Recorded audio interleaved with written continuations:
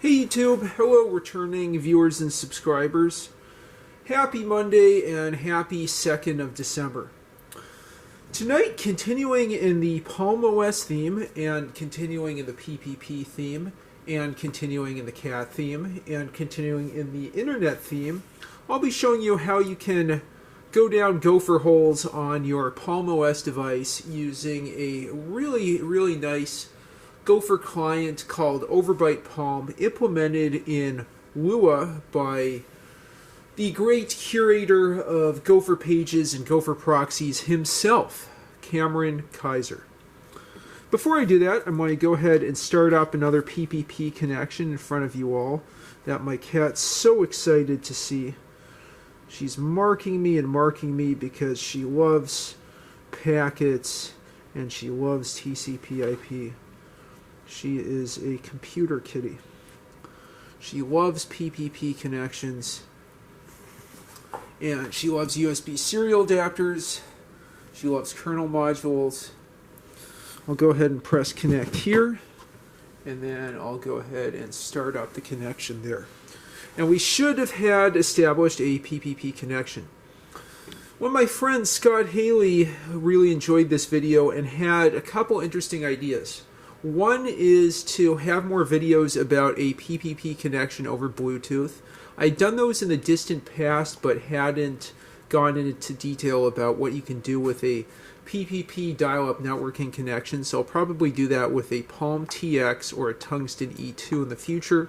And a second idea that he had that's really freaking cool would be to have PPP over IR on something like the Z22, as this indeed has an IR port. I don't think I can get USB ERDA adapters used, but I could potentially make one with an Arduino or buy one from the same source that has a Arduino ERDA shield. So that might be an idea for the distant future. Okay, with that said, I'm all set with my PPP connection. I just want to show you that OverbitePalm is a Plua application, and it requires both MATLib and Plua 2 RT. I'll have links to the GitHub page, and the documentation for Plua. Let me rotate my camera here in the description.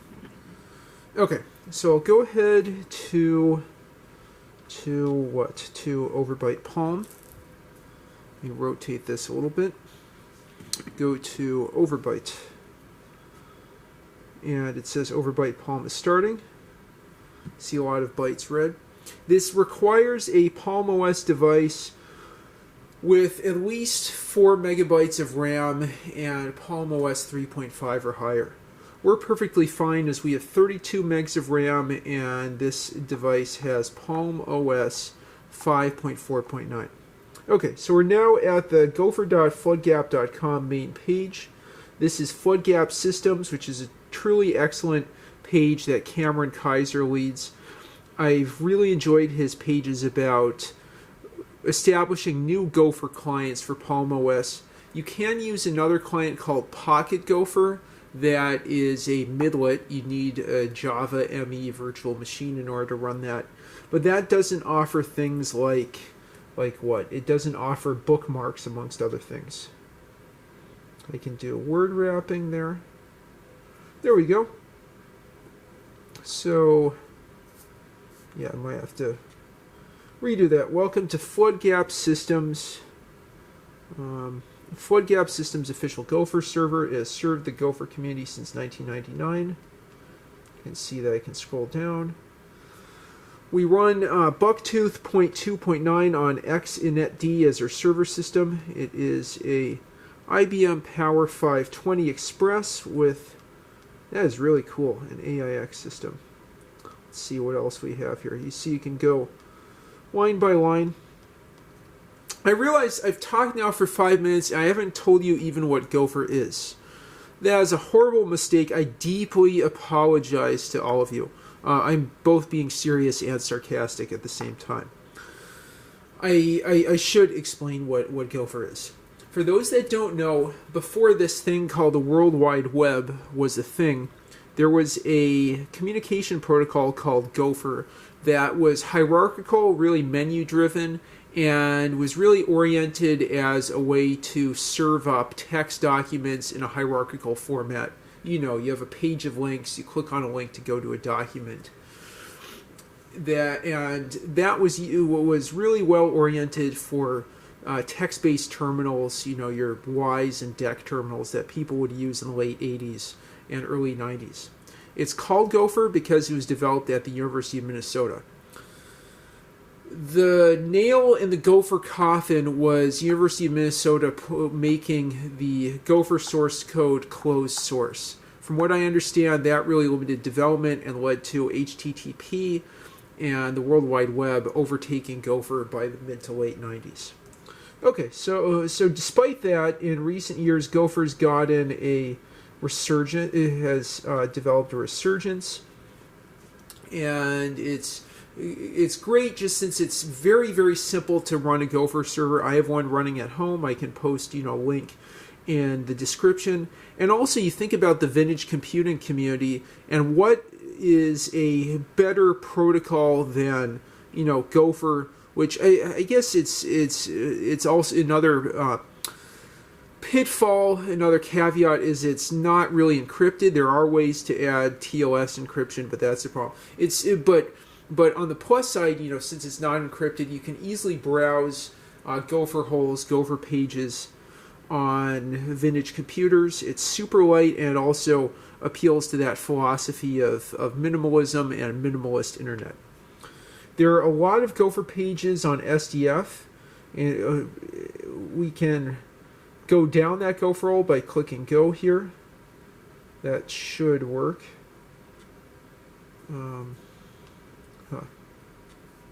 Go to the menu here. That's a little odd, but let me click Go. Yeah, so I should be able to proceed to links here. Not sure what I'm doing wrong. You can also use a web browser to explore a web browser to explore some links. There are 0 links that go to web pages and then 1 that go to Gopher holes. Let me see if I can. Maybe I need to click on this or something. Oh, there we go. Oh no, I don't have a web browser for that. So I needed to double click on that link. Okay, so let me go ahead and look at this. Getting started with Gopher page, and then, yes, there we go. Confirmation. I do want to continue to gopher.floodcap.com:70/1/Gopher. Yep, so that's processing.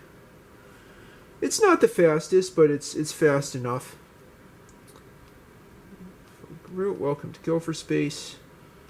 Does this Gopher menu look correct?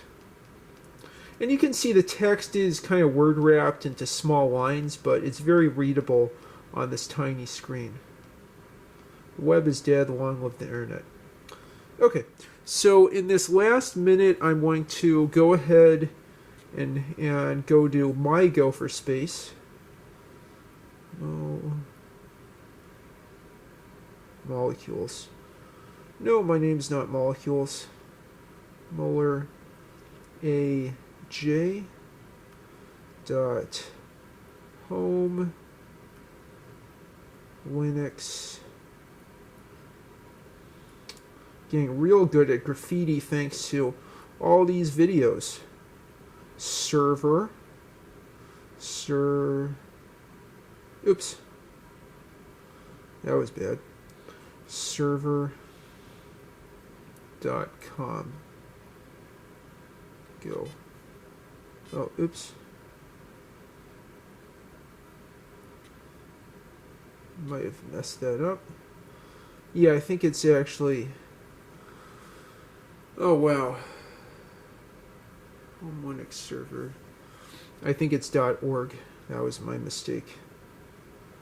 Got 2 commercial there.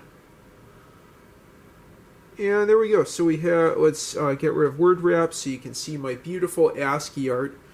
This is, or maybe not so beautiful ASCII art, on the start of my home Gopher hole.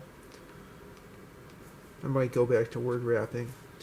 And you can see just how light these pages are. They're great for something like a Palm device. They're also good for your TRS-80, Model 100s, for your MS-DOS machines, for your Symbian phones, for your Java 2 ME phones.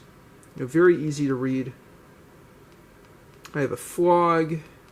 I'm planning to host news, weather through witter.in. I find that funny because it sounds like how people would pronounce water in Philadelphia, witter. Drink some witter from a Schuylkill with your hoagie. There we go. Yeah, you can see quite short lines there. I really need to do a series on Gopher. It's extremely simple but really fun to set up. With some encryption, I think it's really Y2.02K compliant. ADSB. Now you can see how easy it is to browse this. I also have an SDF Gopher. There we go. I press and hold. I can proceed to my SDF Gopher page. Yeah, so that's pretty nice. I wonder if I can go through the code and use a smaller font or something so I can see longer lines.